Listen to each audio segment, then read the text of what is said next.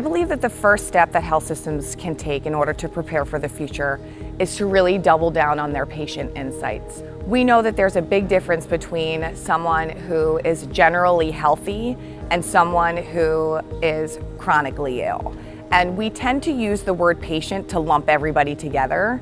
And I really believe that it's important for health systems to really get underneath the difference between someone who is dealing with an acute illness, who is generally healthy and is interested in a health and wellness routine, and someone who is managing a chronic disease. That patient that's managing that chronic disease is dealing in an ecosystem of different pieces and parts and caregivers and communication channels and care plans, and they're trying to navigate a system in order to stay alive and to live somewhat of a quality of life. Where on the other hand, you might have somebody who's generally healthy, who's really interested in yoga and fish oil. The way that that person views the world and what's important to them is going to be a little bit different. And so the way that you treat them and the things that you talk to them about and the care plans associated with that person is going to look really, really different than someone who you're treating that has to deal with lots of different care providers in a system of care that has lots of different specialists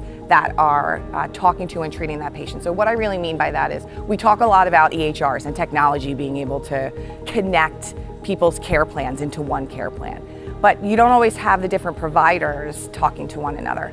So if you are someone who has a chronic disease, you are waking up every single day trying to manage that chronic disease. It is what you think about on a consistent basis, and you're dealing with all sorts of different specialists in your system of care. It's those insights and that empathy for patients that are really going to drive the different products and the services associated with those health system strategic goals. So understanding the context by which they live, their social economic situation, what they care about, where they are on the spectrum of health and wellness, all of these things are really, really important to the future of care within a health system because those patients are the ones that are either going to choose you or they're not going to choose you. And they're going to take those surveys that you're getting measured on as far as the patient experience is concerned.